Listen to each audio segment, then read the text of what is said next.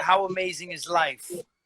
Oh man, it's so super, man. I don't know what to do. I'm almost meeting Superman. It's so super. You know what I'm saying? I'm enjoying myself.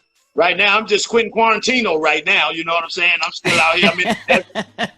I'm out here in the desert. I'm in Vegas. You know what I'm saying? So when I do my thing, this is my audience. You know, my thing is audience, live shit. You know, I like having fun like that. I do this here to keep my mind sane and keep going. But, you know, my thing is live audience. You know, the recording part is all good and everything, but I'm the people. I like the people. You know, I like to be in front of your face and party. You know, that's my style. For sure. You are definitely in the peace, unity, love. You are the having fun part that's represented in the culture that I admire. So this show right here is called Show Off Your Gems for the great purpose is that you get to drop gems, which you've done, you know, amazingly several times. And we'll continue to have a great conversation regarding it. You can revert to what's behind you, or if you have any gems, I don't know what you have, you know what you have. Thing here, okay, this is the triple platinum out. I mean, plus diamond. Biz, so you could understand. There's an option for you to turn the camera around. I'm not too sure. Right. It, and when you could turn it around, we could see the. There you go. Okay, see the thing fell right here. It fell off. It fell off the wall and the plaque thing, but my name, you know, go down at the bottom. But this is a 11 platinum. So you got one right there in the middle. That's 1, 2, 3, 4, 5. This one makes 6. And you got 7, 8. The one behind there, 9, 10, 11. That's 11 platinum. He be counting, fam. Let me take you over here. We got a Beastie Boys platinum. That's that. You remember the Hello Nasty album? That's the platinum Busy Bee right there. Then I'll take you over here with we'll do a gold with Funk Master Flex. Woo! So, you know, we got a gold there. Then we got some wild style stuff here. Woo! A Busy Bee there. Got a wild style poster there. I love it. We got to thank God for Busy Bee album that was going to go out on Pan Disc Records in 1992. And then they had the first Katrina. If you can remember, the first Katrina was in South Beach, 92. That was the first Katrina. The Katrina that they had in New Orleans. That's the remix. That's the remix. The first one was... The first one took out this company in South Beach. It was gone, or this album would have been out. Wow, I didn't know that. And then my trademark, so nobody can steal my name. The government get traded off to me, the Chief Rocker Busy Bee. Ooh, put that close. Let's appreciate that right there, guys. Ooh, he went official tissue with it. As a youngin', did it help that your parents were on top of you to make sure you went back inside, you know, and you was going to school, unlike the homies? Yeah. Right. Yeah. See, I came from that. You're right. See, I came from I had, you know, some people, God bless them. I had the moms and dad in my household, and they was working parents. So that when we was doing what we was doing back then, shit wasn't get the fuck out of here. It ain't happening. Your ass going to school, your ass going to here, your ass go, you know, it was a protocol. It was a real protocol. So, you know, it was like that. But at the same time, for me, you know, my 11 o'clock curfew, it worked out because I was still a young man doing what I was doing, working with grown men like teenagers, Mario, Bambaataa. They was Kool Herc. They was men. You know what I mean? And to have me around, you know, for the time of being, it was cool because they noticed I was a young man too. And it wasn't a fear, but I had to fear myself. I had to get home. I was on that time. Yeah, you know, so and they let me do what I had to do. They let me do what I had to do early enough. Because the parents are different with it. Early enough to do it. But really, just like you know, Houdini, when they came out with the Freaks Come Out at Night, it was so crazy because they was damn near right, because the party didn't even start till 11 o'clock. And here you are, you know, you're not only you're highly influential because of the age that you're in at that moment, but it's also you kind of watching Cowboy. You seeing all of them hanging out, doing their thing. Right. You're like, wow. Right. And you're also coming up in those late 70s. You know, we were bankrupt city. This is blackout, you know, situation. See, right. So, and I didn't know none of that. You know what I mean? See, like my year started 1977. That's my year. So to see that they had the blackout, like you said, in everybody New York, understand 1977. We have the blackouts. We have Summer of Sam.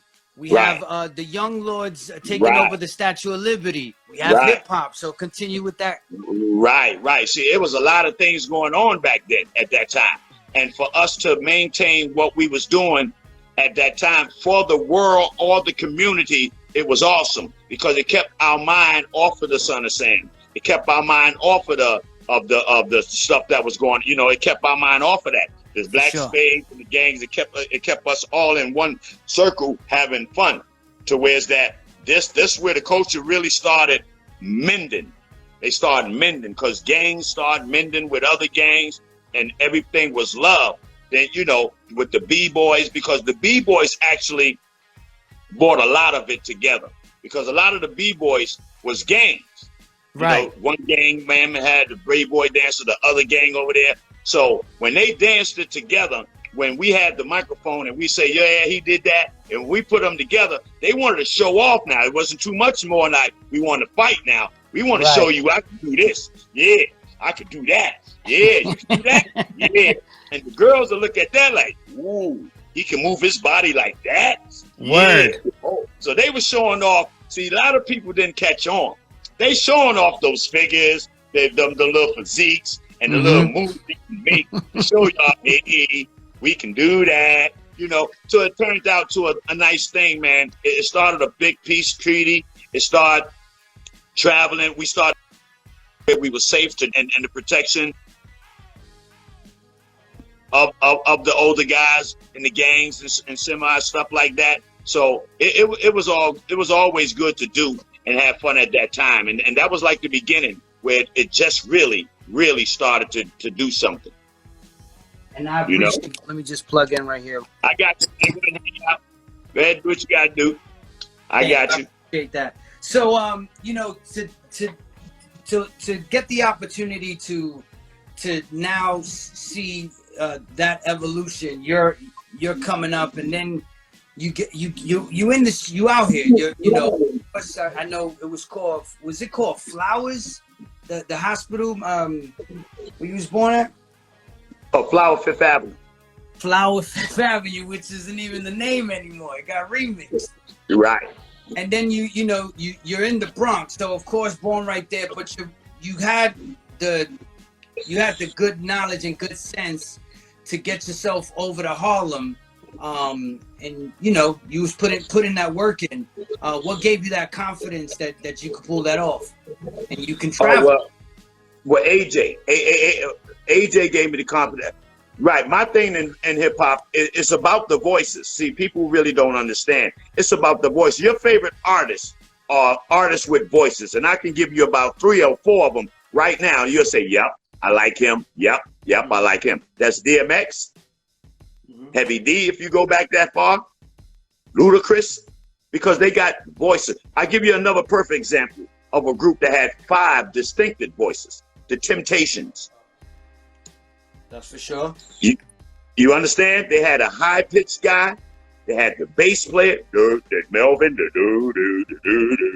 They had 5 different, and then Dennis Edwards, don't look any further. So you had 5 distinctive voices that the girls liked it. Whoever part came up, it was awesome because they voices fitted the sounds to what they was talking or singing to. And that's always was most important with me. You know, if my voice fitted the track, it'll work. So what another thing aside from the voice that was important to me, and something that you have in heavy in your artillery, is your desire to entertain people. Yeah. And it's something that you heard when you was rocking back then. You understand it, like you got it. You understood that it was good to rock and get the people's vibe and make it an interactive experience. Right. And and of course, before you, there's not a lot of point of reference before you because hip hop is brand new at this moment. But where did you pull that energy from? Everybody asks that same question, and my only answer is I was born to do this shit, man. it was nobody else to see. I mean, now my first MCs to see perform and do what they did was Melle Mel and his brother Kid Creole, and they was two MCs, and I saw them go back and forth on the microphone to the mix.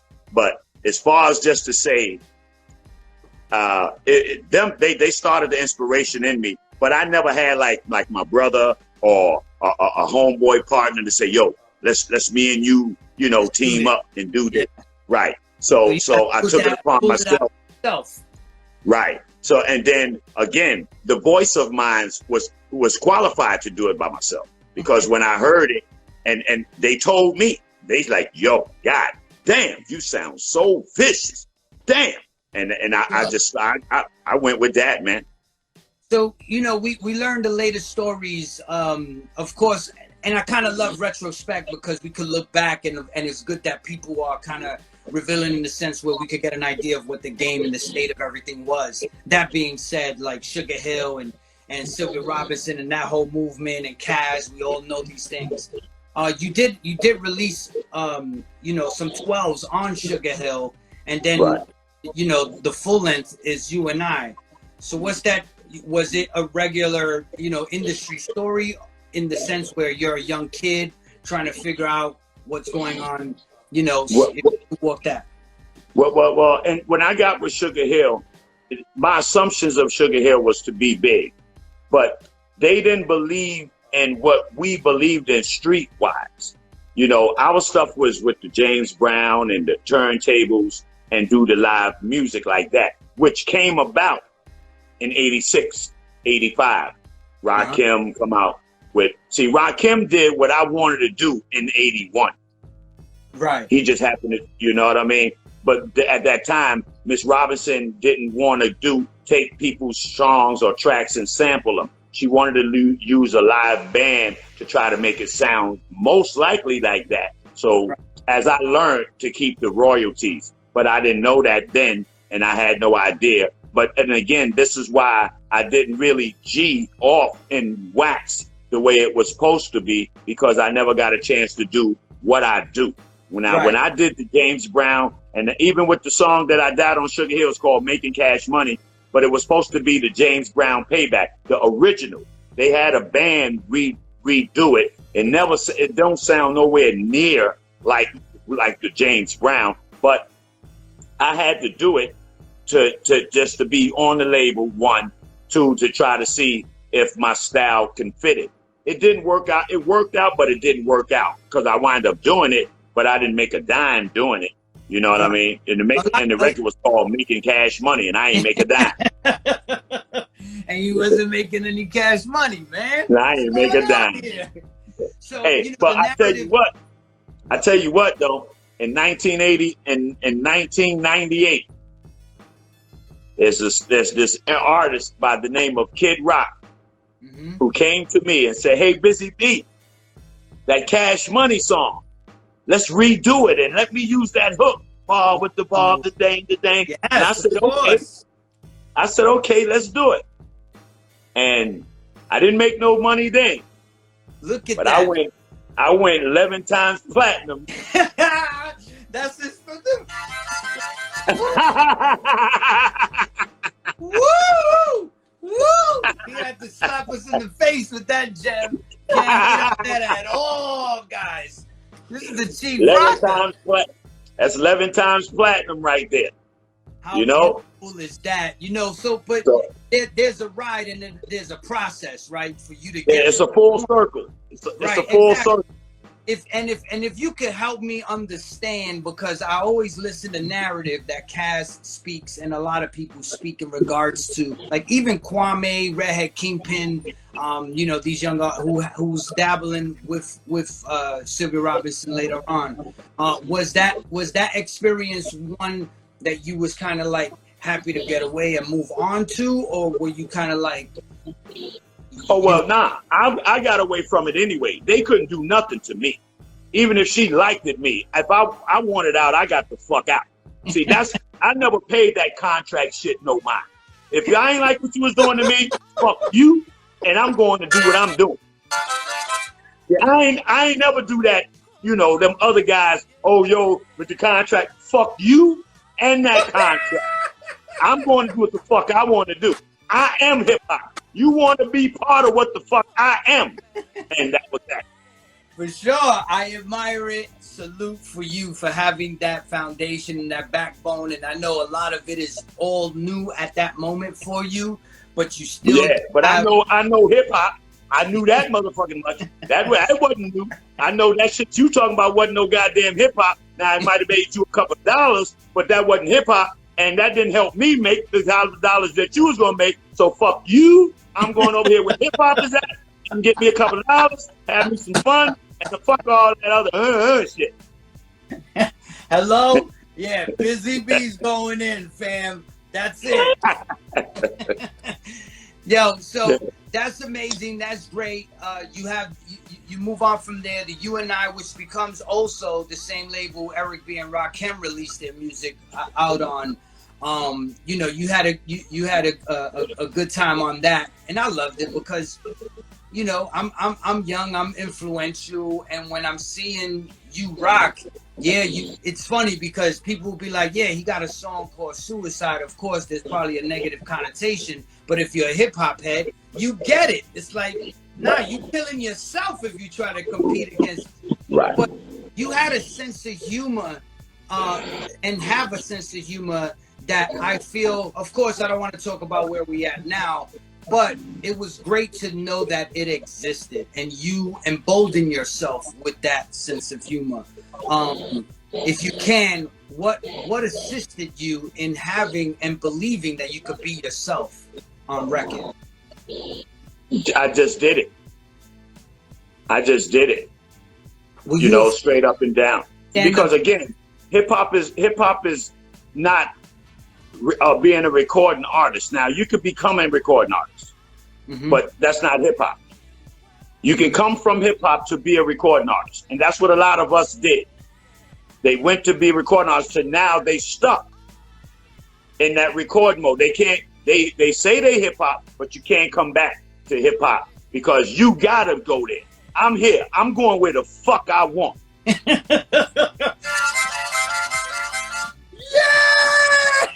You know. Yeah, Busy Bees going in. Yeah. So I'm just telling you know, tell you can't go.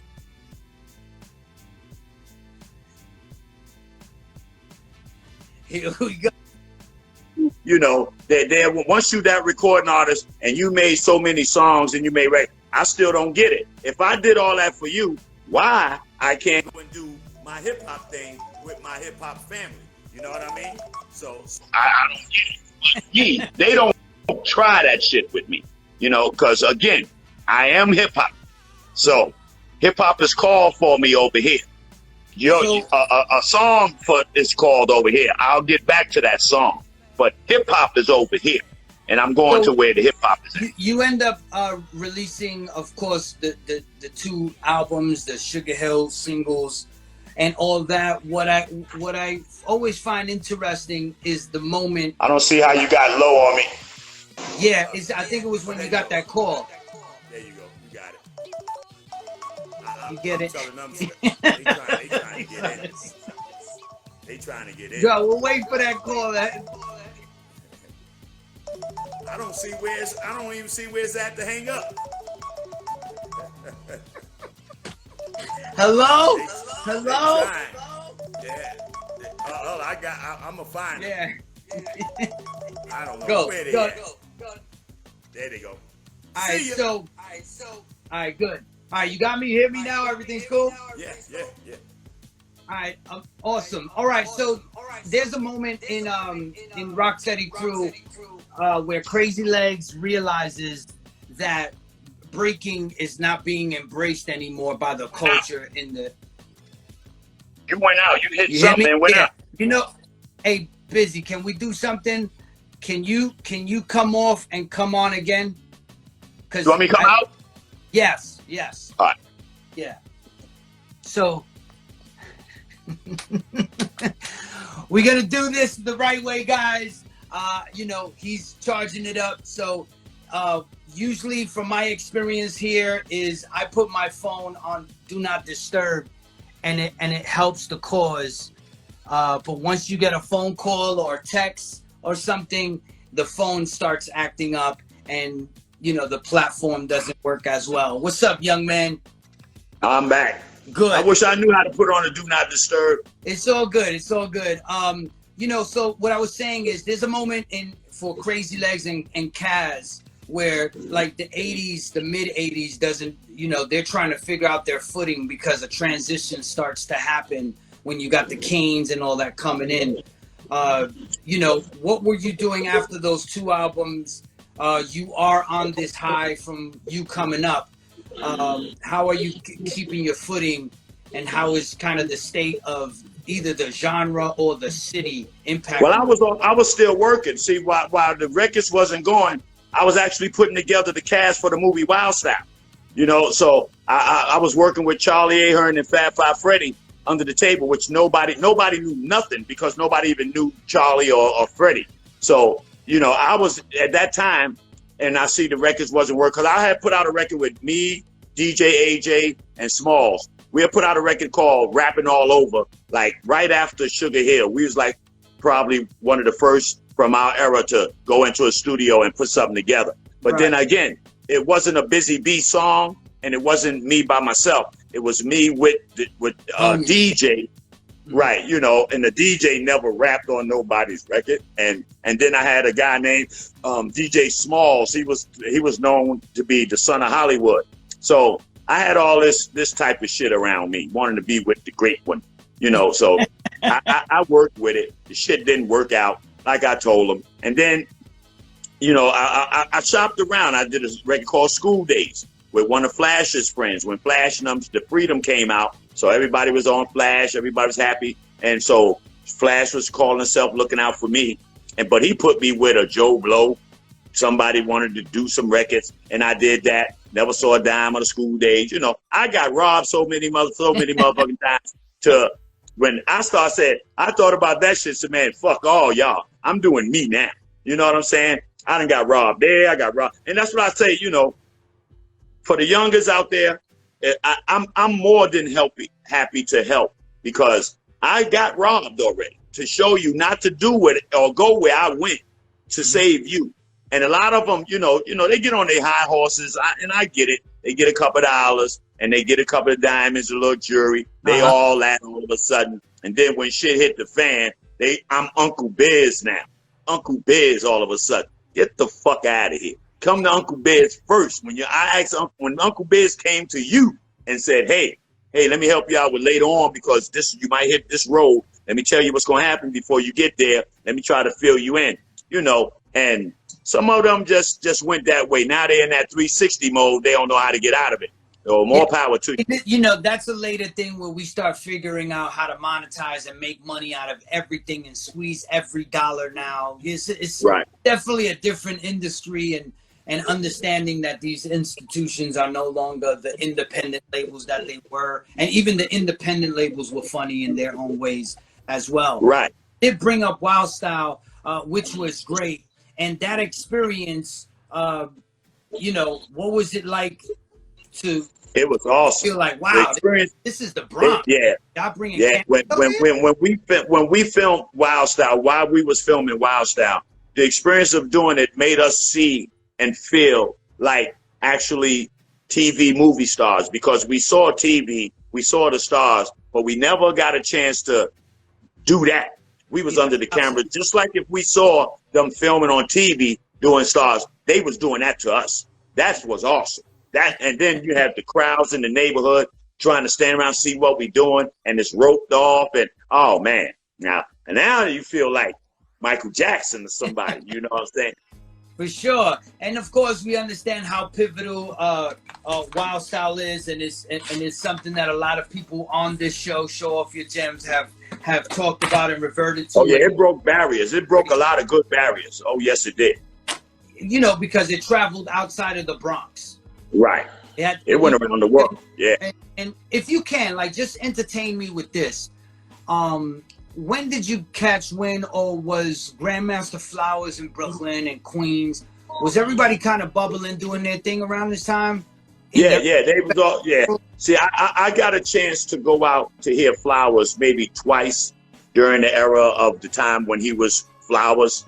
You know what I'm saying? Along with the Disco Twins and with Marley Marl, and this was before Marley Marl, because the Disco Twins, the Grandmaster Flowers, see, they was known in their area to have actually real live good systems where you heard their music excellent. It wasn't like a transition radio or just two speakers and out. They had good quality sound systems. You know what I'm saying? But the only thing they didn't have during them times was an MC. They had the name, they had the DJs, no MCs. Right. You know, nobody thought about MCing until they came uptown to see a MC. When they saw us uptown doing it, then they went down there and told Flowers, or yo, I know how to do this, or let me do that. And that's how they becoming strong. But the rapping part of the music with the DJ started up in the Bronx with us. You know what I mean? This is where, and I won't say us because it was Flash and his MCs with them. And I got a part of that, which made it us. I got the T-shirts, the polo shirts. I got the Black Lives Matter too. So I read my man Rakim too. I got a Rakim book. I read on the technique, the Rakim. That's good. So I'm sure he's one of those artists that made you proud to continue the legacy. Oh yeah. That's a beautiful book right there, young man. I see you get ready to flash one on me. Yeah, it's me and you. Here we go. Somebody scream this right here. The two guys here. Yeah. But you know, I want everybody to know, Busy Bee is out here, and he is doing. He does have his that are available. Go and purchase. So, you know, make sure you guys check out his account, follow him, of course, and then click the link, and you guys can get yourself a wonderful Busy Bee attire. And he also has the Black Lives Matter, other couple concepts that he has people to purchase and support what it is that he's doing. If you can, Busy, who are some people down the line, if we can go into the 90s, who continue to put a smile on your face, and hold the culture up high, that wasn't from the Bronx necessarily? Because I want like a bias, I want you to. Well, I mean, my Bismarckies, my man Bismarcky, the Kid Capri, the Big Daddy Kanes. I mean, the LLs. They definitely showed me respect and love. Ice-T is one of my main mans. Always showed me a lot of respect, a lot of love. You did a new version to Suicide, a music video that I've never did a video. I've never did it. Like, see, back in 88, 89, I've never did a Suicide video. And that's one of my regrets, that I didn't get a chance to do that, or I would probably be a little more big than I was, because during that era, it was the beginning of the videos and the golden era of hip hop, where people was doing videos and stuff. And I was doing movies and traveling and doing a lot of stuff. I never got a chance to sit down to actually think about, should I do Suicide? Because when they asked me to do a video, Running Things was already out, Suicide was already out, and they said, we want to do something new.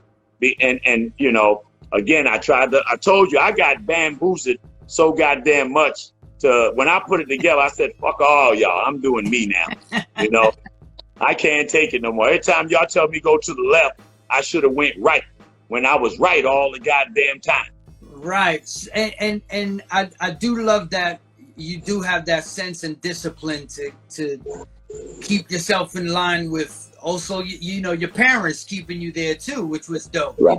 Something that was necessary coming from, that time. Right. Of course. Right. I lost my parents.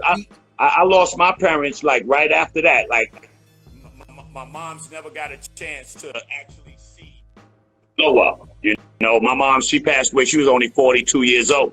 You know, the cancer and the technology and cancer stuff in the studies wasn't as like it is today. Right. So in the early 80s, I didn't have a chance with my, you know, my mom's never got a chance. So I did it without my moms and dad, grandmother, and family. It's just me and my family, you know, my sisters, my brothers, and my wife and everything. Other than that, it's just, I've been rolling and I've been blessed. That's why I say in my songs, even both songs, even Suicide, I tell the people exactly what it was. When I was a young boy up in the South Bronx, that's where it started with Suicide. With the Sticky Green is, I've been in the game 40 years and still blessed. So I start out with those phrases in the beginning of the songs that I do.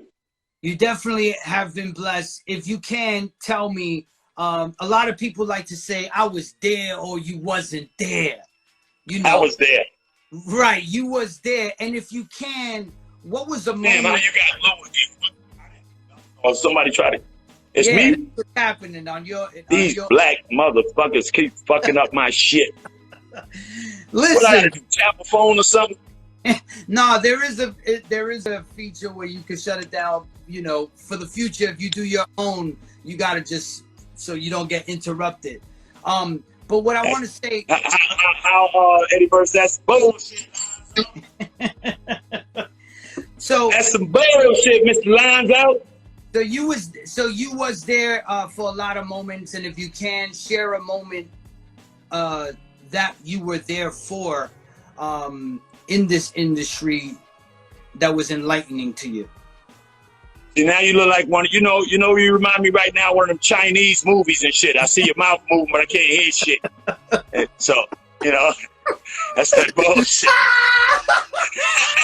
You look like.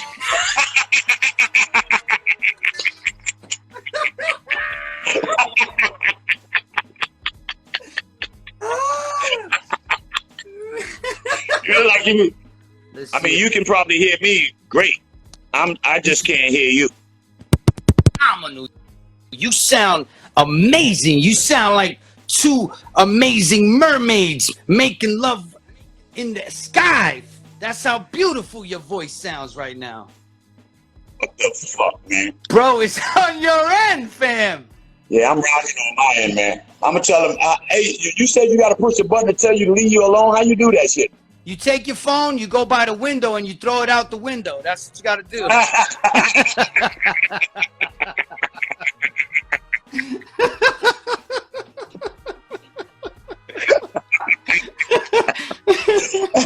Hey, yo, I ain't got no picture, man. I'm doing this shit like a motherfucker right now. You know what I'm saying? I ain't got one. Did they give you this phone when you joined Zulu Nation in the early 80s or what? No. Nah, because the connection, we good? I want to make sure we good. Do you see me in black and white? No, we good. We good. Yeah, you got color now. You're in full color. Good. Wonderful. So, yes. So, you know, a lot of people like to say you wasn't there, and I know you were there for certain situations. What is one of those moments that you remember that you were, you know, either a fly on the wall or you were part of the whole experience? I was there for the death of Peanut, the Casanovas from the back in the days when it was mainstream. Grandmaster Flash, and this was like before records and everything. And the leader of the gang called the Casanovas got murdered, got killed at a Grandmaster Flash party. And I was standing right there when it happened. You know, I don't know where the bullet came from, but it didn't hit me. But I was there. You know what I'm saying? I also was a part of reopening the Audubon Ballroom from the assassination of Malcolm X. Yeah. Wow. We opened it up. When it was opened back up, it was open because we, as hip hop, brought music to that event, and we jam-packed that arena like nothing. For sure, man. I had the good fortune of hosting like the last 5 Zulu Nation anniversaries. And it was always it was always great to see the certain energy that made our wonderful culture what it later became. But if you can, what is it throughout all these years you've been you know, coming up, 77, everything pops off for you. 80, you know, all these experiences that kept the smile on your face and all this great energy. Just the people, the fans, man. Because whatever I did, when I saw people and they noticed who I was, they came to me with a smile, like, yo, man, yo, you was all right. That was this. Whatever I did during whatever I did, like when you did that, yo, that was dope. When you did that, yo, that was that. It was always the people. They came to me with a smile, and I wanted to give it back. Well, I'm somebody who understands that we needed escapism, you know, growing up, the locations we grew up in. And a lot of us were comedians. We were funny dudes, but we almost had to be that way. Going into comedy in that sense, a comedian has to say their stories a bunch of times before you finally see it performed on Raw or anything, right. You know. What's right. A story in your life that you say a bunch of times that you kind of got it locked down? I'm the B-U-S-Y, the B-E-E, and I'm not talking about Muhammad Ali, and I float like butterfly, sting like a bee. I'm not the latest, I'm the greatest, and they call me Busy Bee, because I'm so fly, and you know why, and if you're in it with me, you just telling the lie, because I rock so well. I got the clientele, all the other MCs keep rocking well. Shit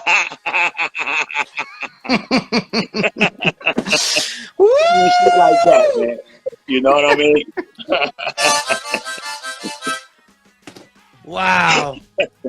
You know, it's the greatest thing, the greatest gift that I can have in life is not only the ability to do what it is that I do professionally, but to see a human like you smile, someone who has entertained us. You know, you've created things that experiences, you know, when you were on stage, and you know, you did the hip hop honors, you were involved with that. Of course, we addressed Wild Style. We talked about Kid Rock. You're someone who I am happy that you've been included in, and you know, De La Soul was like, yo, what's up? Can you do something for us? Oh, I got one of those too. I forgot the goal. I got a goal of that too. I forgot. But this is it's a wonderful thing, because you are, to me, you're a superhero. You know, you are a superhero to me. You're someone. That's why when I seen you as a little kid when I was young, I was like, wow, he's right there. You know what I mean? Right. And it's just a phenomenal thing, and I appreciate you coming on to the show. And I definitely want people to know that you can go onto his account. He has a link where you could go and see what merchandise he has available to everyone. And I definitely want to encourage people to support individuals who've been authentic throughout all these years, like Chief Rock and Busy Bee. And if you can, the Kid Rock was a big moment, but what was the moment that made you feel like you had arrived, or you were being acknowledged for the work you put in? When I got an award for exactly that, I got it in DC. And because I've never really gotten an award for my accolades, I got celebrations, but to actually get an award, it came like that. And it was something special for me because I've never gotten one. So to get it, and then to have the people there to see me get it, it was awesome, because it was like everybody was there. And they was happy to see me, I guess, probably finally get one too, you know, because I've never did it. But I always participated in going to seeing other people get their props or get their just due. And I never was a part of it. So, okay, I got mines now. And all of my friends and fans was there looking at it. I was pretty, looking good, standing tall, you know what I'm saying? So that's you know, that was it for me. Well, that's phenomenal. If you can tell me, what is the experience like for you to let people see some of the gems that you have, some of the rewards, the accolades that you acquired? Of course, it's all beautiful, but what does it feel like to show off your gems? I mean, when people see it, because again, you know, certain things I say, because, you know, from where I came from and how long it's been, most people don't even think that I did any of these type of things. So when I say it, they look at me like, yeah, right. You know what I'm saying? So sometimes I don't say nothing, and not unless you're a good friend of mine or you happen to come to one of my place or one of my houses and you go and you see it. Because I have it displayed, you know, in certain places. I got 2 places. So, you know, one is like a museum. I got a lot of awards and posters and stuff like that. You know what I mean? And For then sure. the other one, I just live. So I tell people certain things. Like one story, my own wife, I was with Kid Rock, the hip hop honors. You remember when you said you saw me, right? I was backstage, getting ready to go on. And me, and so Kid Rock was, Chris Tucker was backstage, and Chris Rock. And he said, yo, Busy Bee. You know, I know Chris Rock from before New Jack City, Swing, all that. But my wife didn't believe that we was cool like that. And he said, yo, Biz, man, damn, I was trying to call you, man. I was looking for you. And my wife looking at Chris Rock like, wait, hold up. She said, and I said, Chris, this is black, you know, and I introduced how long. He said, you don't know how long I know this mother, you know, they talking like, she was talking to me, talking to her like, you know how I know this motherfucker right here. Yes. And she was fucked up. She said, you ain't, I said, if I tell you that, you'll think I'm lying. You always think none of this shit is real anyway. You know, a lot of my friends, man, as far as hip hop, they don't believe that shit is what it is until they actually see it. You know, right. You can tell them all day. You can tell them, hey, we had 20,000 people there. But how, kids yo, over there. if I can, how beautiful is it to know that this life you've lived lifetimes beyond your grandparents, you know, So the right hard now, work, and look at what, you know, how beautiful is that, man? That's a right gem. now, I tell everybody right now, if it was over today, I had a ball. There's nothing. I had a ball. If you had to come and see me, farewell. You look down, and then they might even not say he gone, because I'm gonna have a big Kool-Aid smile on my face. They gonna say that nigga laughing. He waiting for you motherfuckers to leave, and he going over there and party like that nigga ain't dead, man. You know, so if it was over today, I had a block party. I've been around the world maybe 2 or 3 times. I met kings, queens, prime ministers. Yo, I met junkies, hoes, dope things, winos. I mean, I had a ball. That's when you know you lived. You know what I'm saying? Yeah, I had a wonderful time, man. So I did things probably people work 20 years on the job, don't get a 2 weeks vacation to do. I've done that. You know what I mean? Only place on this planet I haven't been was Russia and Africa. And the reason why I haven't been to the motherland, Africa, because I'm scared of needles. Like when they say, hey, B, you gotta take needles. Yeah, so, yep. Yeah, well, fuck them needles and fuck Africa. And you ain't trying to go to Russia. And fuck no, I don't drink vodka anyway. Wow. So, but everywhere else I've been, Australia, Japan, Germany, London, we had our markers there. There's no place on the planet that hip hop hasn't left their mark. Breakdancing, graffiti, writing, hip hop DJing. There's no place on this planet. We took over the planet Earth. Hip hop, we took over. And I admire it. I love it. And I have to tell you, it's great to have you on here and bug out with you. And the true beauty, like I was saying before, is to see you smile. And I also know that everyone here who is watching the broadcast this live, I hope that we're able to bring some sunshine into your day, because that is important for our community to find moments to smile. And you know, that's what my show was all about. I do a half hour, man. For a half hour, I want people to come and laugh and smile and party with me and talk and do some shit. And you know, that's just me, man. That's it. Period. Well, Busy Bee, I got to tell you, on behalf of myself and everybody here, people show him love, not in the generic way, in the way where you can go onto his website and check out what he has to offer. You know, hip hop has some great attire, and then come on to the show and show off that gem that you got from Busy Bee. Busy Bee, my brother, you are a superhero. I love you. Thank you so much for being a pillar to a culture that has kept me alive, and I appreciate you greatly. You got it, man. And keep doing what you're doing as well. And anytime I can come back, I want to come back. We do some gems, show off some more shit, talk some more. Right? Love is love. Yes. Man, be easy. Yeah, and you said you had more gems in another spot, so I can't wait. We'll address that when that time comes. No Busy doubt. B, you have an amazing weekend, King. All right. Stay up, man. Katie, you enjoyed that? Hell yeah, you already know I'm a hip-hop head. I appreciate it. Busy P don't get the respect that he deserves. A lot of people don't realize him, Afrika Bambaataa, all that. Yo, but homie, I gotta show you something. Please. Remember? Uh-oh. Uh-oh. Wrestling? What do you want, wrestling or music? Woo! It's about to go down. Music or wrestling? Flip a coin. Music, wrestling. Music. Okay. So, my boy, I love this dude from day one. Genius, God. I saw him with Rihanna. He opened for Rihanna. Concert. I went to go see Rihanna he opened for Rihanna. I was more excited to see him than Rihanna. No disrespect to the Queen.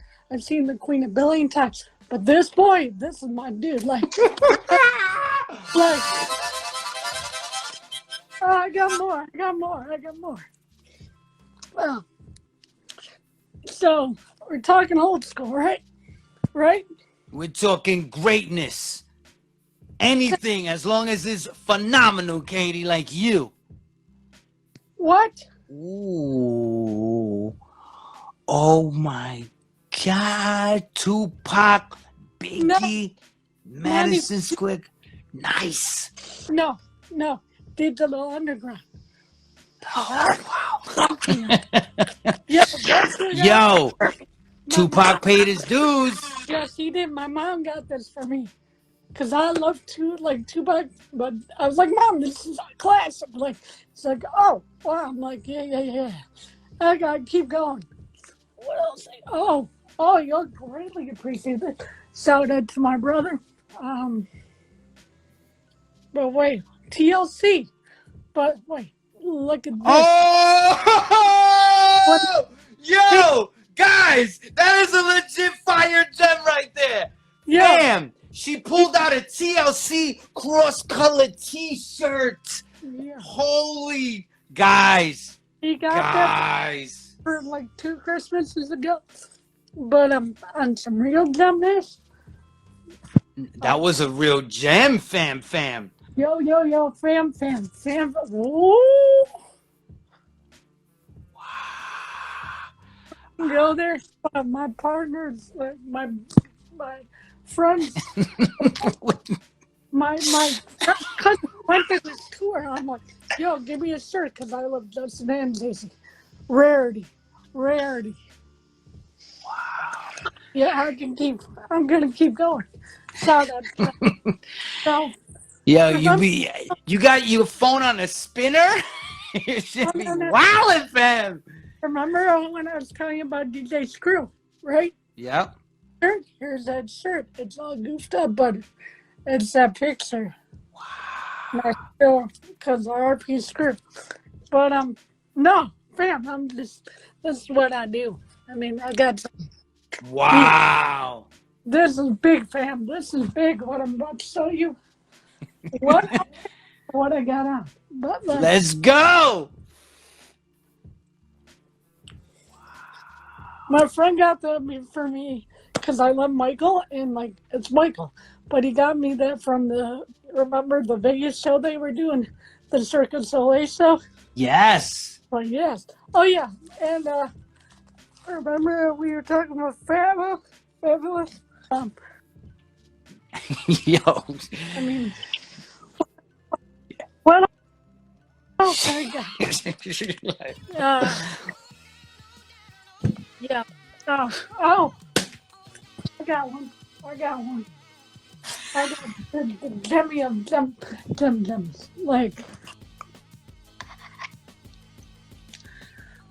What is that?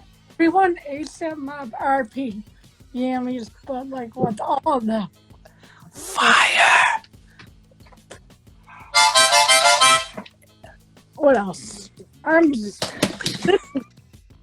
this is just the shit I got in like my drugs, my dude. Yo, Katie, fam, you wildin' with your what is your phone on your chain or something? There No. you go. What we got? Between Beach tour, legendary tour. Whoa. Trey Songz first prom. Never gonna happen. And they battled each other. And I love them both. And wait, ready for this? Taya was the opener. Like Fam. Like what? what? Are you serial? Oh, I'm cereal. What? No, I just my biggie joint. My biggie joint. Of course, gotta have my biggie. Cause I am hip hop. I'm music. Oh, this is my hip hop language. Yo, sis, you are wilding with your wrist game. You got the flick of the wrist. But look at the rest. Yeah. I'm a lot of weirdness. Yo, Like, yo, you're. There you go. Here we go. Future. Yes. Classic. I love Phenomenal. don't mess with them all. Before Tyler was Tyler. Like, you know what I'm saying? All right. Katie, I got it. Oh, there's only 30 freaking seconds left, fam. Matt Villain, I love you. We're going to continue. Remember, Tuesday, we have Bobito as the guest, and I'm